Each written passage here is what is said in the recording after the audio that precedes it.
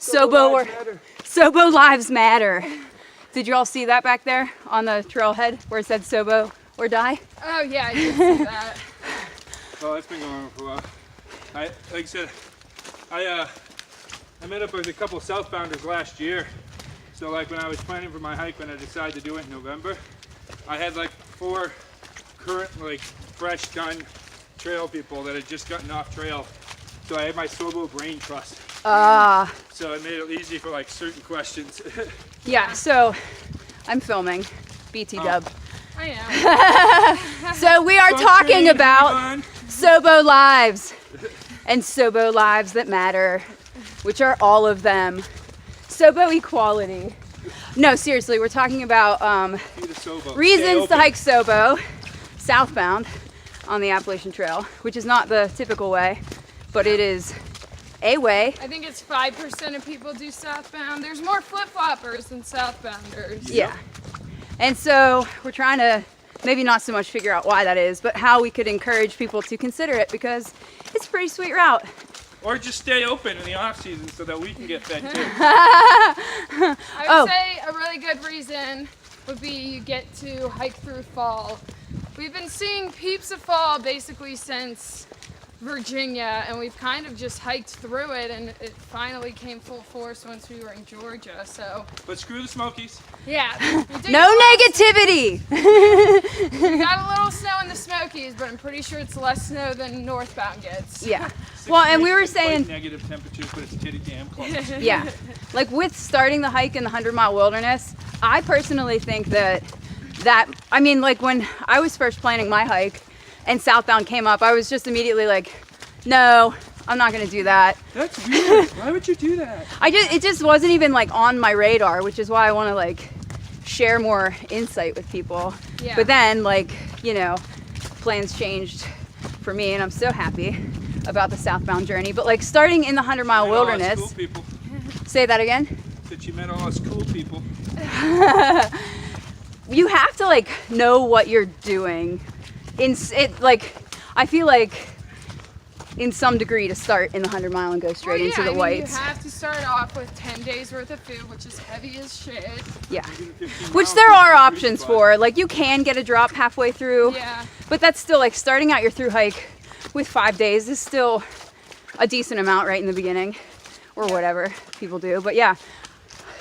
I feel the majority of like Southbounders have less stuff to shake down after the first part because Yeah. they're going on such a long stretch before they resupply anyways. Yeah. I feel like our packs got lighter pretty early on. Yeah. Well, Yeah. learn. Y'all agree? Yeah, and we all look at the whites, and I'm 100. like, I don't want to hike anything up those, so let me have as low as possible. Yeah, yeah. Oh my God, that's such a good point, because it does put you in the mindset of like, okay, how light can I The less get? gear you carry, the more food you can carry. When did y'all's hiker hunger kick in? When? When? Honestly, mine didn't kick into like Pennsylvania. Yeah. Yeah, I was gonna say it was like 500 miles in. But it's because you're in a lot of pain, and then It depends on who you are too. There was people that went crazy hungry in the 100-mile wilderness. yeah. Right. They're like, I was used to working long days, so it didn't set in for a little while, and then I was like really freaking hungry. Yeah. But It took like 500 I mean, miles. what is hiker hunger? I started eating more probably in Vermont, but I was like incessantly hungry in Pennsylvania. But we were also doing like You know why though? I have a theory, because like when you walk through so many rocks too, yeah. you use so many different muscle groups, like, and it whoops your ass. Well, we You were know? also doing super high continuous miles. Like, Same. we didn't zero from New York City into Harper's Ferry, like 20 miles a day every day. Yeah. It's the climbs too. You're climbing lots of 4,000 footers. That Yeah. starts in the southern Maine. Okay, now let's make it sound appealing. Okay, sorry. There's fall. Yeah, back to that. There's awesome people. There's room for you in shelters if you want to. Yeah, and you get to like pick and choose who you hike with. Yeah. So, and like none of this is to knock the northbound through or like a northbound hike either, because none of us really know what that's like. So who the Yeah. heck are we to say? Yeah. But this is just to like offer insight, because like what we have heard is like how busy the shelters are, you know, people getting up early and like running, Mice. basically. Tons of mice, yeah, and that sort of thing. Norovirus. Yeah. Giardia. So, I mean, if that's your thing, no, again, like, disclaimer, none of us really know. But the Southbound way was cool because, like, honestly, there were more people than I thought there would be, which to me was cool. Like, I kind of thought... Yeah, we thought we were going to be so isolated. Right, like... But that wasn't true, and then it was cool because Southbound numbers grew by like 200% this year. Yeah. There's almost 500 that left from Baxter. Wow. I will say another good thing about being SoBo is you start off in Maine, like resupplying in people's garages, and then all of like New England is super expensive. So all the expensive stuff is in the beginning, and then towards the end of the trail, when That gets cheaper. a lot of people might be running out of money, stuff gets way cheaper in the South, and you have like actual grocery stores to feed your hiker hunger. Yeah, you get all of the really hard stuff out of the way. Yeah. So Part of I it's haven't- simplicity too. Yeah, I Like, haven't when you really- finish at Baxter, it's hard to get picked up. You're gonna spend more money at a lodge to stay for a night so that you can make phone calls, get all your arrangements done.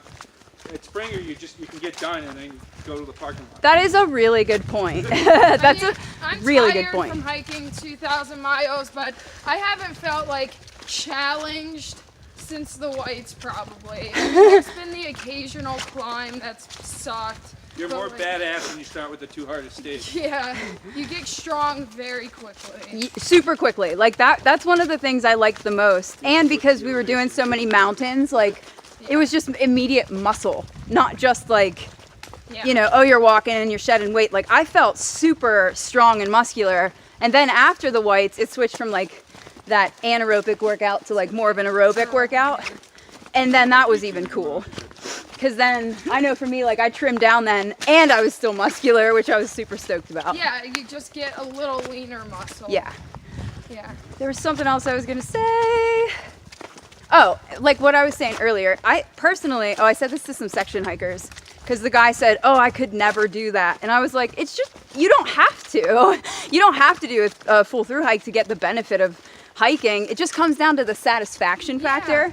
So that's why, again, like not to knock the northbound hike. Like if that's your satisfaction factor is like starting off, I don't know. I mean, I can't explain it, but the You become strong. You build your way up. yeah, I'm sure, you know, it's similar in many, many ways, but Southbound, it's like you kind of have to go in there like with your mental game on. That's the thing is I think that it is a lot. Like I started off. It definitely I'm wasn't pretty just fit, physical. And I knew that I could physically do it, but I thought it would be more physically challenging. More mental. But it's way more mentally Yeah. challenging. I didn't hike for 2 months before my trip. Well, I kept hearing people say, you know how everybody says like, oh, it starts off real physical and then it becomes a mental game. Like, Harper's Ferry is the halfway point mentally or whatever. Yeah, like, I don't know.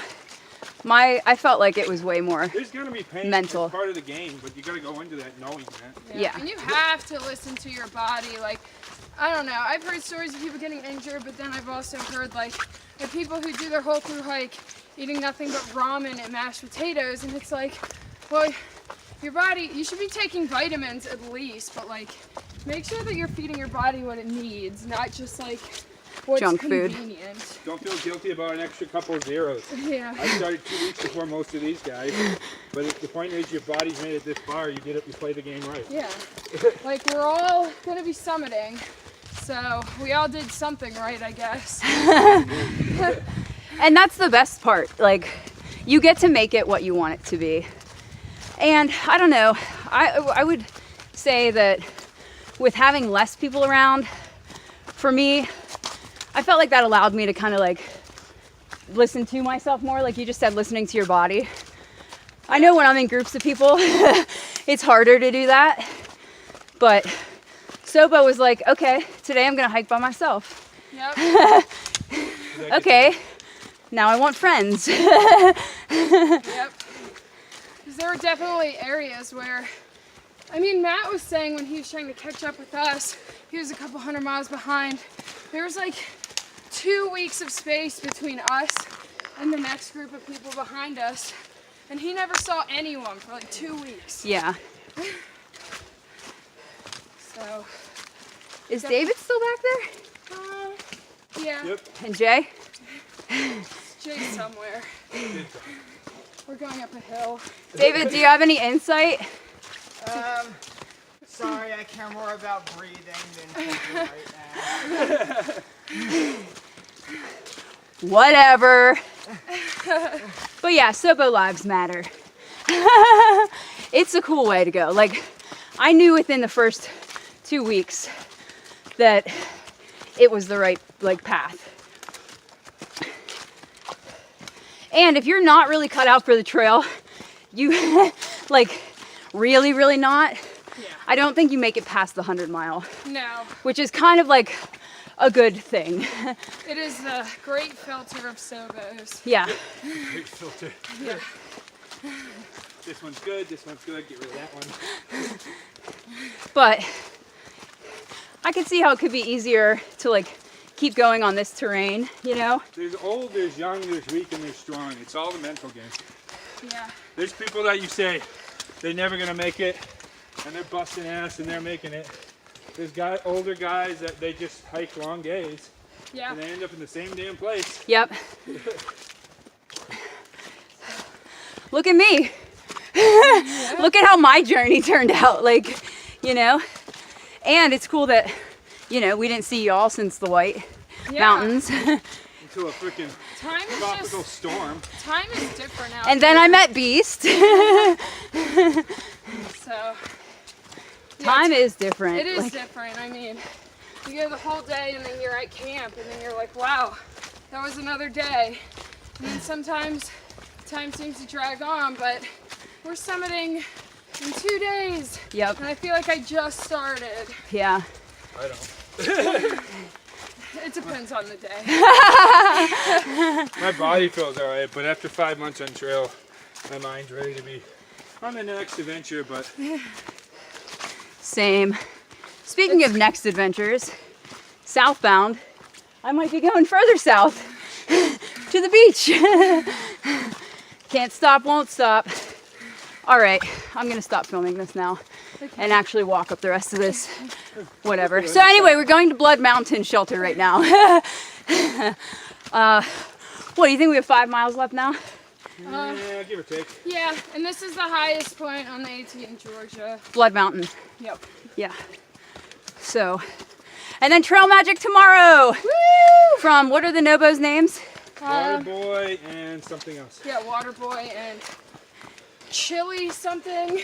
Awesome. Yeah. At a cemetery. So that's gonna be sweet.